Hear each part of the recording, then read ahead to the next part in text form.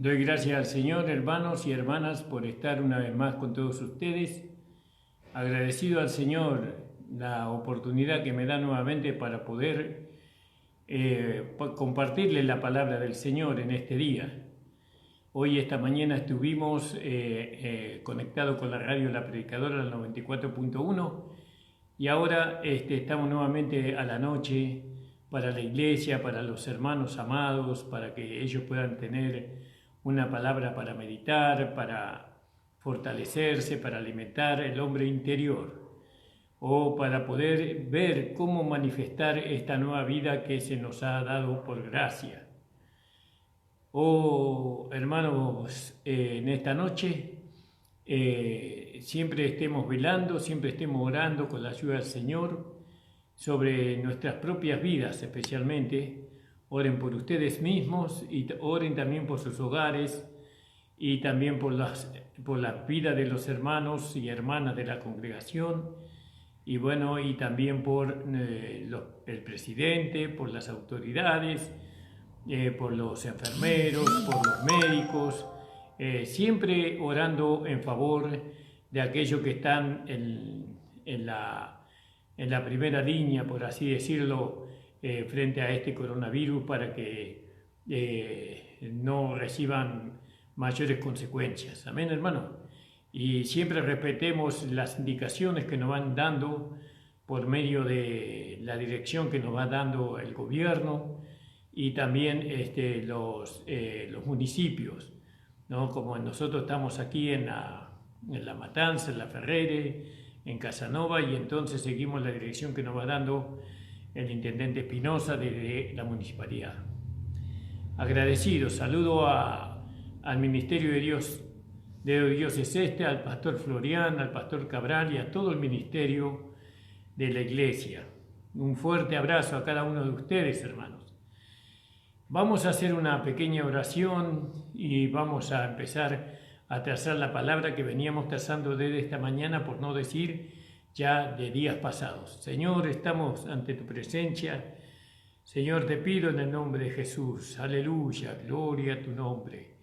Que tú, Señor, bendiga, Señor, grandemente a todos los hermanos y hermanas que van a estar escuchando este programa, Señor.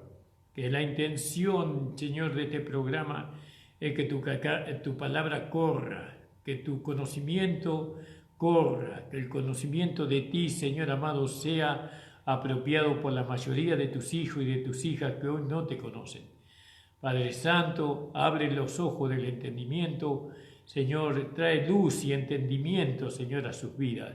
En el nombre de Jesús te lo pedimos, amén. Entonces estábamos mirando ahí en el capítulo 3 de Filipenses, capítulo 3, dice: si algún otro hombre piensa que tiene de qué confiar en la carne, Pablo dice: yo más que todos los hombres, ¿vio? Y él declara que hay 7 razones por las cuales él puede confiar en la carne, ¿no? Y quería yo por ahí y de esa manera ir, porque estamos viendo sobre el vivir en la carne y sobre vivir en el espíritu. Y estamos queriendo saber qué diferencia o qué beneficios tenemos cuando vivimos en la carne y qué beneficios tenemos cuando vivimos en el espíritu. Entonces, conforme a los beneficios, nosotros escogemos, amén, cogemos la carne o el espíritu. Entonces Pablo decía que él tenía 7 razones para andar en la carne, o para poder confiar en la carne, ¿no? Y él podía de alguna manera, con esas 7 razones, podía él jactarse o alardear, ¿no? Que la carne era lo mejor que habría para él, podría haber hecho eso. Pero veamos lo que hizo el apóstol Pablo, porque acuérdense que no hubo otro hombre como Pablo en aquel tiempo, ¿no? Según lo que él nos dice en la palabra. Entonces, si había alguien que podía jactarse o alardear de su carne, era el apóstol Pablo. Entonces, ahora vamos en contraste de aquellas 7 razones ¿no? Que podían hacer alardear al apóstol Pablo, ¿no? Vamos a ir viendo cada punto, porque ahí vamos a ver el mejor hombre, en la mejor vida natural que podía haberse vivido en aquel tiempo, ¿no? Este era un hombre que podía de alguna manera vivir en la carne y él podía vivir una vida esplendorosa, una vida de muchos beneficios, ¿no?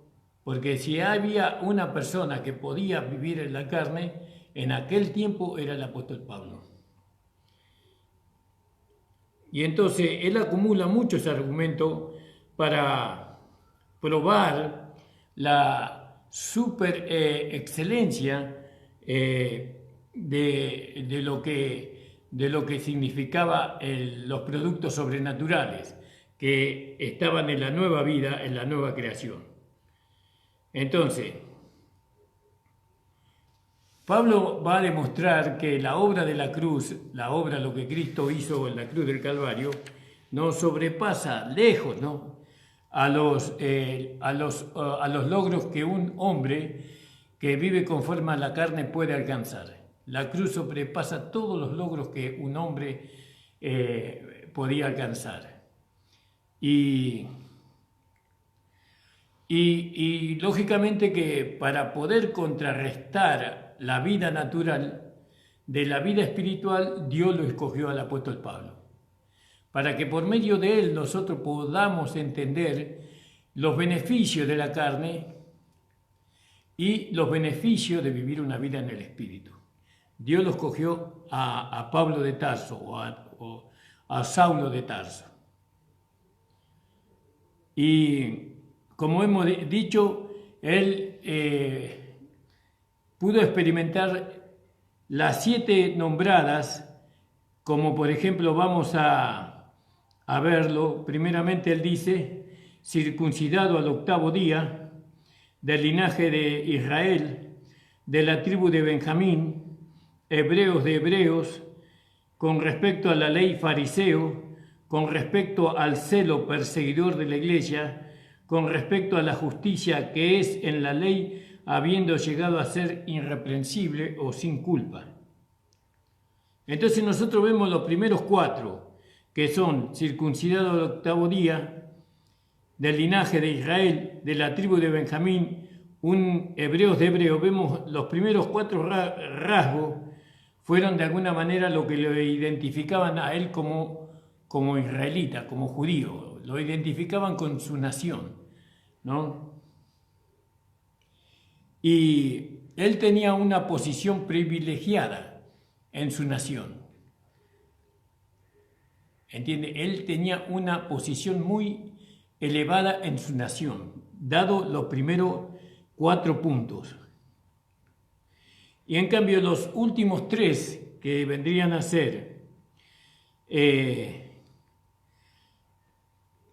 con respecto a la ley fariseo, con respecto al celo perseguidor de la iglesia y con respecto a la justicia que es en la ley, era irreprensible. Entonces, los últimos 3 eran religiosos. Los primeros 4 eran lo que lo relacionaban con su nación.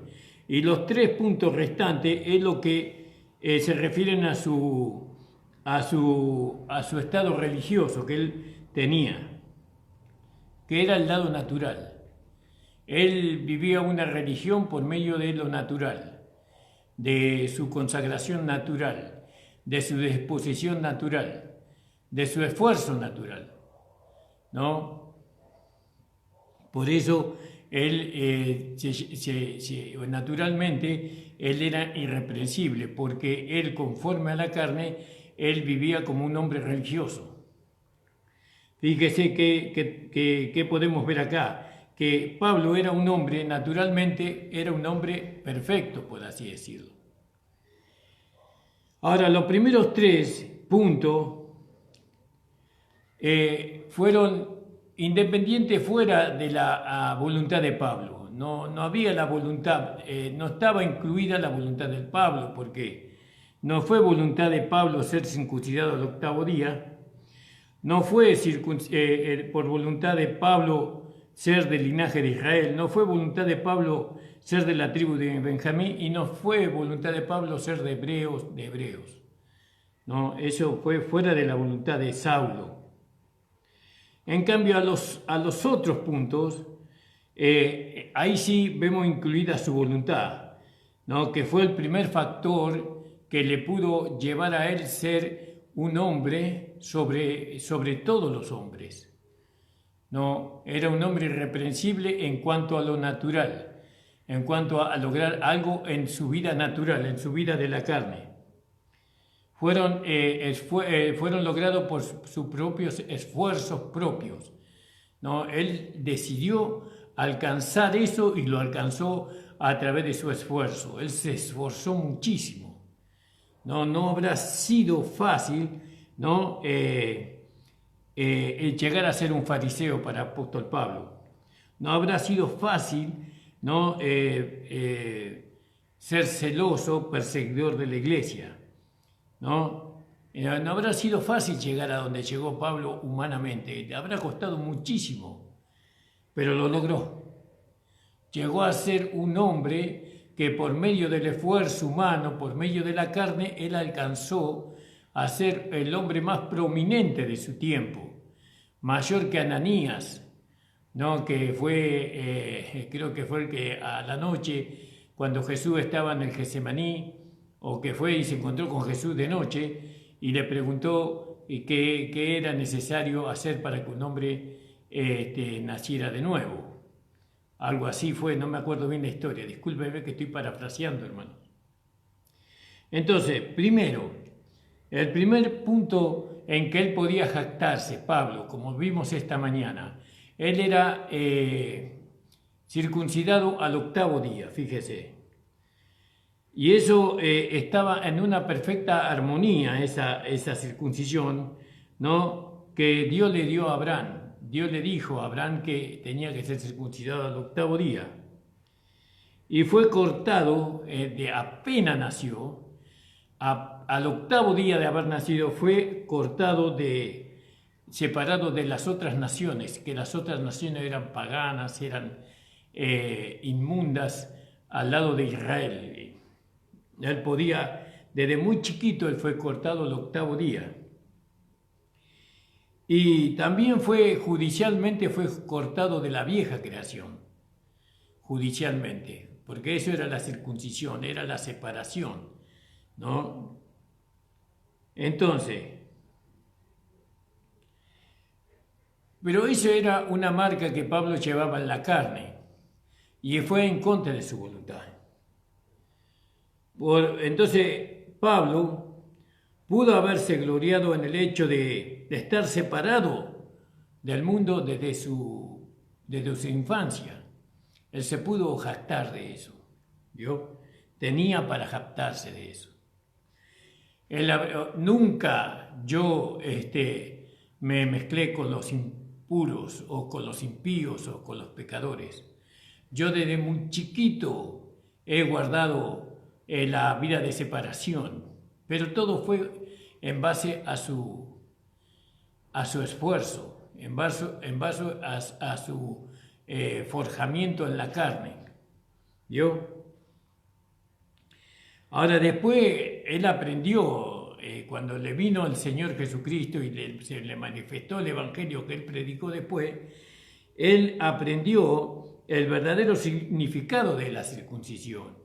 Por eso él escribió ahí en Romanos capítulo 2, 28 y 29, dice: no es judío el que lo es exteriormente, ni la circuncisión es exterior en la carne, mas es judío el que lo es en lo interior, y la circuncisión es la del corazón en espíritu, no en la letra, de cuya alabanza no viene de los hombres sino de Dios.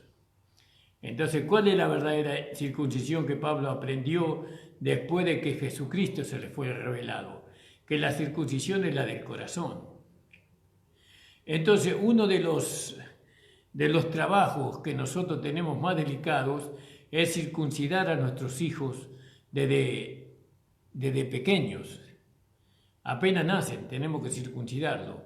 Eso es en lo natural. ¿Con qué lo circuncidamos? Con la palabra de Dios. Les enseñamos la vida de separación. Nosotros, para querer circuncidar a nuestros hijos, nosotros le hablamos sobre el Génesis. Le hablamos y le decimos que Dios creó los cielos y la tierra. Y le hablamos y le hacemos memorizar a nuestros hijos los libros de Génesis hasta Malaquías y después todo el Nuevo Testamento. Y para circuncidarlo, nosotros le hablamos de historias fantásticas que hay en la Biblia. Pero no obramos la circuncisión verdadera porque no le hablamos de la vida de separación de nuestros hijos. Nosotros tenemos que hacerle ver a nuestros hijos desde pequeño, tenemos que circuncidarlo y nosotros tenemos que decirle que la voluntad de Dios es que nosotros nos separemos del mundo, de la carne, del pecado y del diablo. Y entonces ahí viene mucha enseñanza. Y todo lo que le vamos enseñando le tenemos que hacer ver a ellos el autor de la enseñanza. Pero ¿quién dice eso? Jesús dice eso. Jesús dice que vos tenés que honrar a tu padre y a tu madre. Jesús dice que vos tenés que obedecer. Jesús dice que vos tenés que manifestar el amor hacia tus enemigos, que tenés que dar la otra mejilla y todas esas enseñanzas que hay en el Nuevo Testamento. Para nuestros hijos, nosotros tenemos que circuncidar a nuestros hijos desde los 8 años, es decir, recién nacidos. En lo espiritual lo hacemos así, pero también vienen personas grandes a la iglesia que tienen el nuevo nacimiento y se le da la misma enseñanza. Mira, ahora usted tiene una nueva vida y usted tiene que dejar las cosas viejas. Tiene que dejar la manera de hablar, tiene que dejar usted la manera de vestirse, tiene que dejar los lugares donde usted iba a poder disfrutar de la vida, donde usted iba a saciar la carne, usted tiene que dejar eso. Apenas entra a la iglesia. Pero ¿qué hacemos nosotros? No, Dios se lo va a quitar, Dios no le va a quitar nada. No, la circuncisión la hace el sacerdote y nosotros somos sacerdotes. Y nosotros tenemos el cuchillo afilado y el cuchillo afilado es la palabra de Dios. ¿No? Es así la manera de Dios para circuncidar el corazón de los hombres que recién llegan al Evangelio. ¿Por qué nuestros hijos no están circuncidados? ¿Por qué nuestros hijos están en el mundo? ¿Por qué nuestros hijos aman el mundo? Porque no lo hemos sabido circuncidar. Fuimos los primeros en aprender esta gracia y la hemos aprendido a los golpes. No tuvimos maestros que nos condujesen. Pero nosotros tenemos una obligación como padres de circuncidar a nuestros hijos apenas nacen. Y entonces nuestros hijos van a ver que los hijos del mundo tienen mucho, no pueden tener ellos, y ven que ellos tienen muchas cosas y nosotros les decimos, eso vos no podés tener porque eso no corresponde, eso no agrada a Dios. No podés ir a tal lado, porque eso no agrada a Dios. No podemos festejar las fiestas que ellos festejan porque eso no agrada a Dios. Y muchas otras enseñanzas que son muy difíciles, todo lo tenemos que hacer con amor, con mucho amor y mucha paciencia, porque ellos están en un mundo que va en contra de las enseñanzas que nosotros le vamos dando. Pero si otras étnicas y otras religiones pueden lograr eso con sus hijos, ¿por qué no lo vamos a lograr nosotros también? Bueno, gloria al nombre del Señor. Entonces Pablo entendió la verdadera circuncisión. Vio que es la del corazón, en el espíritu, en la palabra, no en la letra, en la palabra de Dios, cuya alabanza, o en el entendimiento, ¿no? Cuya alabanza no es de los hombres, sino de Dios. Pero en cuanto a lo exterior, ¿no? Sí hubo una diferencia entre carne y carne. Él era nacido de la mejor carne, según él, ¿no? Como dice, del linaje de Israel. Él entendía que él era de una carne superior. Nosotros le decíamos de una sangre real, ¿no? Pero Pablo decía, yo soy del linaje de Israel. Entonces, porque no era la misma carne la del pecador que la de los israelitas. Ellos eran superiores, gloria no, y eso es, él se jactaba de eso, se podía jactar en medio de su comunidad. El punto segundo dice que él era israelita, fariseo, no, perdón, de la tribu de Israel, era de la tribu de Israel, dice. Y estos fueron, el hecho de ser israelita, él era algo muy significativo, ¿no? Porque era pueblo de Dios los israelitas, ¿no? Que ellos no eran pecadores, no eran ni circuncisos. Ahora, la circuncisión significa el cortar de todos los otros, es decir, que él tenía la circuncisión y era israelita, y él había cortado por medio de la muerte, por medio de la separación, ¿no? Con todos los pueblos de la tierra. Los otros pueblos no eran importantes, ni siquiera eran considerados. Así él era del linaje de Israel, que ellos eran de una nación separada para Dios, ¿no? Ellos tenían vida de los muertos, ¿no? Y ahí en Romanos, podríamos leer Romanos 9, si ustedes me quieren seguir, estamos viendo cómo un hombre que tenía para jactarse en la carne, él cuenta su experiencia, ¿no? Y vamos a ver a dónde llegamos con eso. 4 y 5. ¿Qué son israelitas? Bueno, vamos a leer del versículo 1. Romanos 9, capítulo 9, versículo 1 hasta el 5. Verdad digo, en Cristo no miento, dándome testimonio mi conciencia en el Espíritu Santo, que tengo gran tristeza y continuo dolor en mi corazón, porque deseara yo mismo ser apartado de Cristo por mis hermanos, los que son mis parientes según la carne, que son israelitas, de los cuales es la adopción. Fíjese, ser israelita lo que significaba, ¿no? De las cuales es la adopción, ser hijos, y la gloria. Ellos tenían la gloria, el pacto, ellos tenían la ley, y la data de la ley, el culto y las promesas, cuyos son los padres de los cuales es Cristo según la carne, el cual es Dios sobre todas las cosas, bendito por los siglos de los siglos. Amén. Entonces, ser un israelita no era cualquier cosa, era algo muy importante. A los que pertenecen a la adopción, a los israelitas, pertenecían la adopción, la gloria, los pactos, la entrega de la ley, el servicio de Dios y las promesas, de quien vino como con respecto a la carne Cristo, el Mesías. De ahí vino el Mesías. Y ellos podían jactarse de eso, ellos podían jactanciarse de eso, sentirse superiores por todo eso. Entonces Pablo tenía un origen nacional, por así decirlo, muy ordinario, por decir. Era muy importante eso para ellos. Ellos eran pueblo más grande del mundo porque eran el pueblo de Dios. Eran el pueblo del Dios vivo. Por lo tanto, él en su corazón se ensanchaba el solo pensar que él era israelita, que había nacido en medio de una nación que era el pueblo de Dios, que eran los hijos de Dios. Ellos tenían las promesas, ellos tenían el culto, ellos tenían la palabra de Dios, ellos tenían las bendiciones de Dios, y los otros pueblos no. Y ese podía haber afectado de eso. Y podía ser muy beneficiado en cuanto a eso. Por lo tanto, lo que él iba logrando, su nacimiento más lo que él logró por su propia determinación, lo podía haber llevado a vivir una vida muy tranquila el apóstol Pablo. Tal vez hubiera llegado a ser sumo sacerdote, no lo sabemos. Bueno,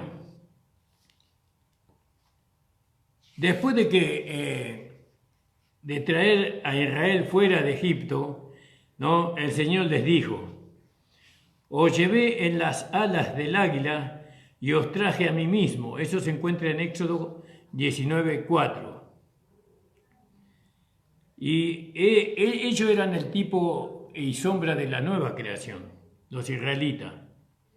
Eran, digamos, una figura de lo que nosotros somos hoy. Y Pablo le llamaba el Israel de Dios, ahí en Gálatas capítulo 6, versículo 16. El Israel de Dios, fíjese, ¿no? Porque Dios los había escogido a ellos. Entonces él pudo haberse gloriado en el hecho, ¿no?, de que él pertenecía a un pueblo separado para Dios. Podía haberse jactanciado de eso, juntamente con toda la nación. Ellos eran, los israelitas, para los israelitas, ellos eran un tesoro peculiar sobre todo el pueblo de la tierra, ¿no? Como dice ahí en Éxodo 19, versículo 5. Éxodo 19, 5, hermanos. Dice, y Jetro, el suegro de Moisés, con sus hijos y la mujer, Éxodo 19. Alabado sea el Señor. Éxodo 19, 5. Y estamos en Éxodo 18, 19, 5. Ahora pues, si diereis oído a mi voz y guardareis mi pacto, vosotros seréis mi especial tesoro sobre todos los pueblos, porque mía es toda la tierra. Y ellos creían que ellos eran un tesoro peculiar para Dios, ¿no? Ellos se captaban de eso. Aún hoy creen en eso. Aún hoy ellos creen que son el pueblo amado de Dios, ¿no? Que hoy Dios tiene una comunión con ellos, ¿no? Y que ellos siguen siendo el pueblo de Dios, ¿no? Cuando Dios ahora vino a los gentiles, a nosotros. Y habíamos dicho eso en cuanto que él era israelita, ¿vio? Y por eso él podía haberse jactado, él tranquilamente se podía haber jactado el apóstol Pablo de eso, gloria al nombre del Señor. Y entonces después dice el tercer punto que habíamos visto, de la cual Pablo se podía ver, que era de la tribu de Benjamín, ¿no? De la tribu de Benjamín, que era superior a las 10 tribus. ¿No? La tribu de Benjamín era superior a las 10 tribus. Era una tribu guerrera, ¿no? Benjamín, conocida por su destreza en el campo de batalla. Ellos estaban asociados a la tribu de Judá. Ellos fueron fieles y leales a Dios. Después de las 10 tribus se habían apartado de él, se habían apartado hasta 10. Benjamín significa el hijo de mi diestra, como si tuviera unido al Señor.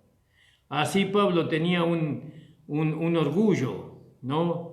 Al igual que la nación, que eran de los pocos fieles de Israel. Ellos se creían, los benjaminitas no solamente decían nosotros somos israelitas, pueblo de Dios, sino que nosotros siempre fuimos fieles a Dios, siempre fuimos fieles. ¿No? Cuando las 10 tribus se apartaron, nosotros nos mantuvimos al lado de Dios. Por eso Benjamín significa el hijo de mi diestra.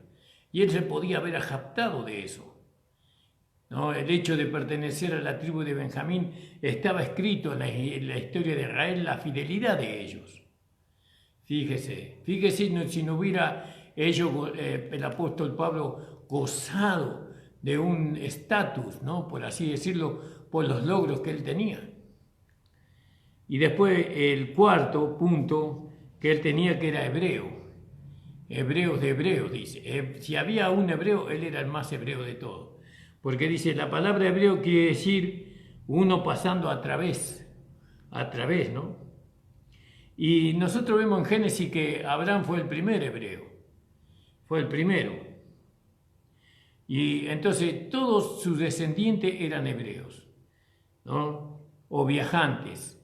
Personas que viajaban, profesaban esa vida.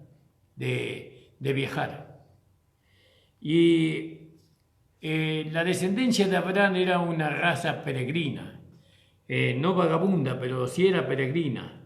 Y ellos pasaban a través del mundo y a través del desierto, pasaban para llegar a su destino, que es la ciudad celestial, la Nueva Jerusalén, ¿no? Y Pablo no era un peregrino o hebreo de nombre solamente, sino que en realidad, en cuanto a su raza, sus parientes eran exteriormente extremos en practicar esa vida de peregrino, ¿no? Él practicaba esa vida, ¿no? Él quería llegar, ¿no?, a su destino, ¿no?, orgullosamente por su esfuerzo, por su capacidad. Él no era, lo que Pablo tenía en la carne no era adulterio, fornicaciones, robos, mentiras, sino que él tenía un alarde de circunstancias, ¿no?, en él que le hacían a él ponerse sobre todos los hombres, ¿no? Sobre todos los hombres, porque todos los logros que él había logrado eran de tipo religioso, ¿no?, más que de tipo natural, digámoslo así. Entonces, toda la descendencia o toda la familia de Pablo o toda la tribu de Pablo, ellos mostraron que eran así, que eran hebreos. Por eso los padres lo enviaron a Tarso, ¿no?, al lugar de su nacimiento, lo enviaron a Jerusalén para ser enseñado por Gamaliel. Entonces, también Pablo tuvo el orgullo, ¿no?, de racial. Él era israelita, él era hebreo, ¿no? Él seguramente que no miraba con buenos ojos a aquellos que no eran hebreos, como pasa hoy con los judíos fundamentalistas. Ustedes van a ver que ellos caminan en la calle y no saludan a nadie, no se detienen para ayudar a nadie, no se detienen para conversar con nadie, y no lo vaya a tocar, porque si lo llega a tocar no sé qué pasaría si los toca a usted o si usted le hace una pregunta. Ellos no se van a detener a contestarle, ellos seguramente que van a seguir de largo. Pero Pablo era el más grande de la nación de Israel. Por eso Dios lo puso a él como un ejemplo para nosotros, ¿no? Para que nosotros no pretendamos vivir o alcanzar por medio de la carne el perfeccionamiento, ¿no?, sino por el Espíritu, como vamos a ver. Pablo era el más grande entre los israelitas, sino que él fue de una raza superior, hebreo de hebreos. No hay para un hebreo no hay otro mejor que otro hebreo, pero usted no se vaya a juntar con un israelita fundamentalista, porque, hermano, eso no va a poder ser nunca. Para ellos es, por ejemplo, relacionarse con un chancho, con un perro, con un gusano. Él, en medio de su nación, en su época, él había alcanzado un prestigio, una honra, ¿no?, por medio de su vida natural, de su carne. Era un hebreo. Entonces, estos puntos eran las razones que Pablo tenía para gloriarse, ¿no? Tenía su linaje natural, tenía su posición en la vieja creación, ¿no? Todo eso eran sombra de su posterior linaje espiritual y su posición en Cristo. Todo eso era una sombra. Él fue realmente circuncidado o cortado, ¿no?, en la muerte de Cristo. No fue circuncidado o cortado a los 8 días de nacido en la carne. Él fue contado, circuncidado y cortado en la muerte de Cristo. Él fue bautizado, su vieja hombre, su vieja naturaleza, su relación con Adán fue cortada en la muerte de Cristo. Y ahí tuvo la base para ver a la nueva creación, ¿no? Él fue levantado, Pablo, nuevamente en la resurrección de Cristo, pero ya no como un hombre viejo, sino como una nueva creación, como uno de Israel de Dios. Verdaderamente ahora él, verdaderamente después de haber creído en Jesucristo, él realmente era parte del pueblo que es el Israel de Dios, porque nosotros también somos parte del pueblo de Israel de Dios, ¿no? Entonces él llegó a ser un verdadero benjaminita, ¿no? Porque él fue que nació de Dios a través de su Hijo Jesucristo, ¿no? Y ahora, así como Cristo está a la diestra de Dios, todos nosotros estamos a la diestra de Dios como hijos, como sus hijos amados. Entonces, Pablo llegó a ser en lo sobrenatural, él llegó a ser un hebreo de hebreos, llegó a ser un peregrino. Él llevó pasos, fue, digamos, el que le enseñó a los otros peregrinos que venían detrás, le enseñó cómo tener pisadas firmes y seguras, ¿no? En este mundo. Les enseñó el apóstol Pablo eso. Él pertenecía a un reino espiritual. Gloria al nombre del Señor. Y después dice en el versículo 5 y 6, dice, como tocante a la ley fariseo, concerniente al celo perseguidor de la iglesia, tocante a la justicia que es en la ley libre de culpa. Y acá vemos 3 puntos. Y estos 3 puntos nosotros vemos su estado religioso en lo natural. Vemos la religiosidad que había en el apóstol Pablo. Y esto estaba tan cercanamente como fue posible. Él trajo su estado hacia su posición. Él era tan religioso, no solamente en su estado, sino en su posición. Él vivía realmente como un hombre religioso, como una persona que cumplía con todos los requisitos, ¿no? Y todas las demandas de un hombre religioso. Pablo, si hubo un hombre religioso, si hubo un hombre legalista, fue Pablo. Él era irreprensible. Él verdaderamente lo que él hablaba lo llevaba a la práctica. ¿Vio?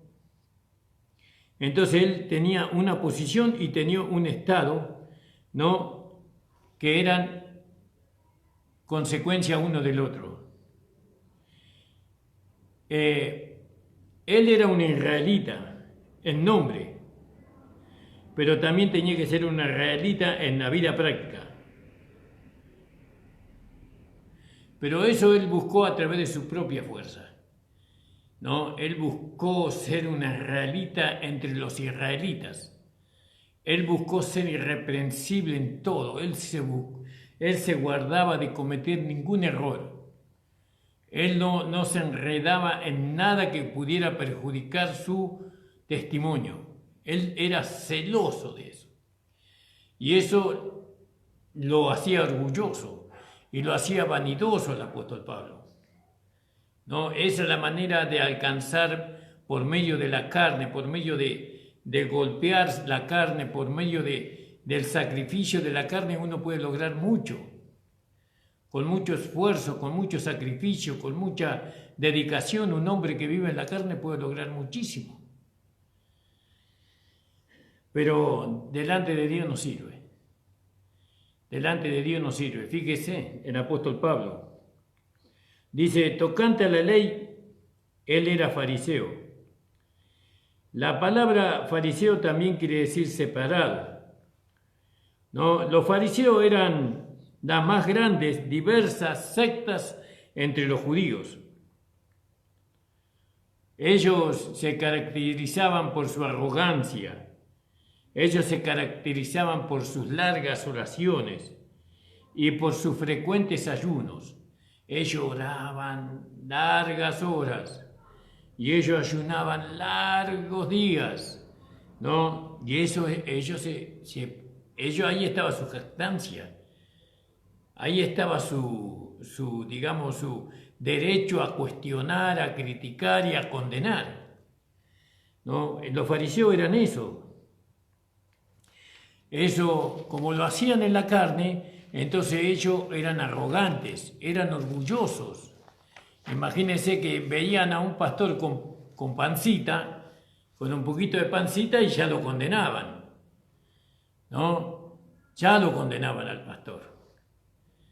Y en aquel tiempo no había pastor, ¿no? Pero ya condenaban a un judío o a otro que era judío que imagínense, ellos ayunaban y ayunaban mucho los fariseos y oraban largas horas de la noche o del día. Los fariseos pagaban el diezmo, ellos pagaban el diezmo, pero un diezmo insignificante. Ellos movían su filactería, ellos amaban las habitaciones, ¿no? En las fiestas, amaban los salones de fiestas, amaban los primeros asientos en las sinagogas, ¿no? Ellos tomaban las tradiciones de los ancianos para igualarla a la ley de Moisés. A causa de su celo por estas tradiciones, se consideraban más santos que otros, los fariseos. De aquí ellos, separados ellos mismos de todos los otros. Como leíamos en esta mañana en Mateo capítulo 23, podríamos leer un poquito ahí. Estamos viendo lo que un hombre puede alcanzar por medio de perfeccionarse en la carne, por medio de tratar de perfeccionarse a través de un esfuerzo humano, ¿no? Y la carne, a nosotros, a la iglesia, mayormente a la iglesia legalista, le ha engañado muchísimo. Ellos se justificaban por medio de las largas oraciones y los largos ayunos, pero el orgullo, la altivez de espíritu también estaba ahí en medio de todo eso. El dedo acusador, el juicio de condenación también estaba en ellos. Y vamos a leer en el capítulo 23, versículo 2 al 7 de Mateo. Y diciendo: sobre la cátedra de Moisés se sentaban los escribas y los fariseos. Así que todo lo que dijesen, que guardéis guardarlo y hacerlo, mas no hagáis conforme a sus obras, porque dicen y no hacen. Porque atan cargas pesadas y difíciles de llevar y las ponen sobre los hombros de los hombres, mas ni aún con un dedo las quieren mover. ¿Vio todo lo que dice ahí, no?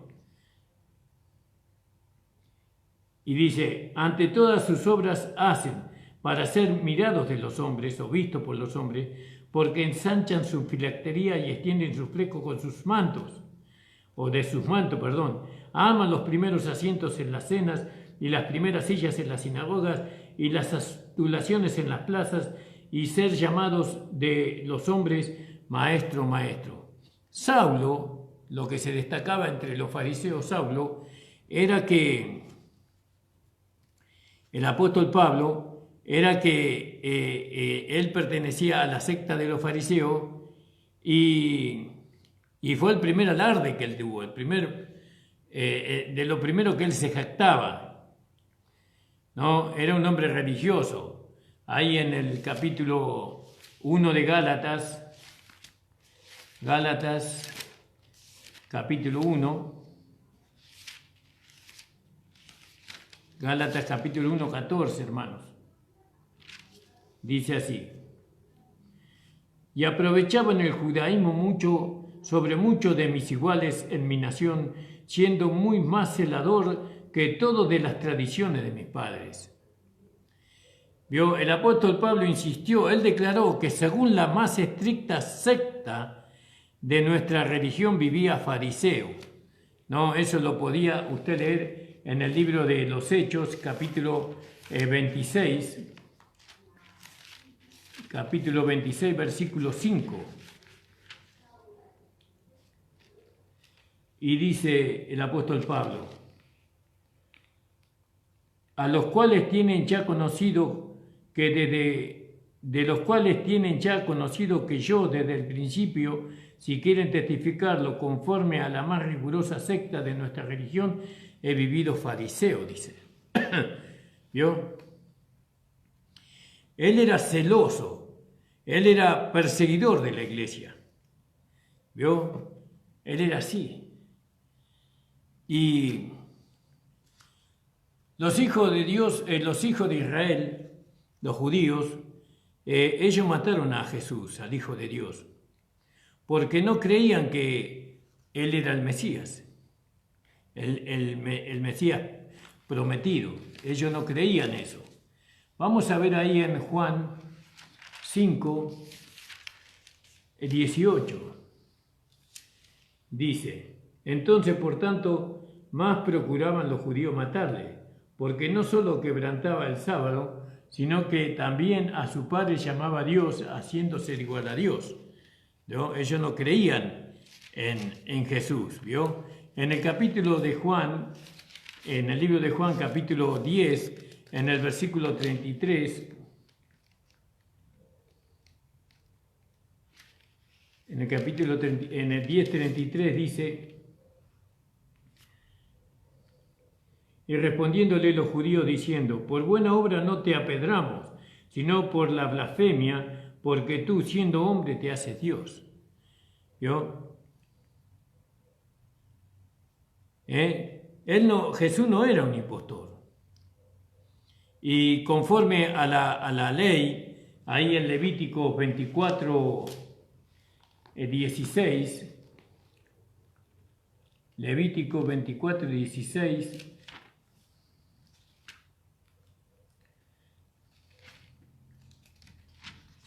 dice así la palabra del Señor. 24:16. Dice: y el que blasfemare el nombre de Jehová ha de ser muerto. Toda la congregación lo apedrará, así el extranjero como el natural. Si blasfemare el nombre, que muera. Y ellos se agarraron de ahí. Tenían derecho a matarle según la ley, porque él se hacía Dios. Y entonces, sobre este mismo fundamento, Saulo persiguió a los santos, a la iglesia, para ponerlos en prisión y para poder ejecutarlos. Entonces vemos que en la manera y su hablar, ¿no?, que ellos tenían, eso da a entender que la amargura o el odio que ellos tenían contra Cristo y contra su pueblo. Entonces dice en Gálatas 1:13, dice: sobremanera perseguía a la iglesia y la destruía. Pablo, estando sumamente furioso contra ellos, en Hechos capítulo 26:11. Es decir, que lo que Pablo hacía no fue algo común, no fue algo ordinario, ¿no? La persecución que él tenía no era una persecución ordinaria, sino que era una persecución sistemática, ¿no? Porque había un sistema que rechazó a Cristo, había un sistema religioso que rechazó al Salvador. Y ellos estaban fundamentados, ¿no? Según creían, y era algo infalible, inflexible, ¿no? La persecución de los santos, en vista de quitarlos de la escena de este mundo y poner a las sectas de los nazarenos como por tierra, arrasarlo, terminar completamente con eso.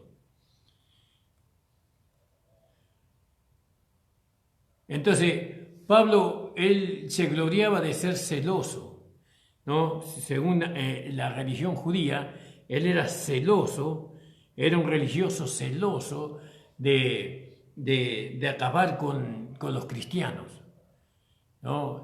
Él por eso se esforzaba.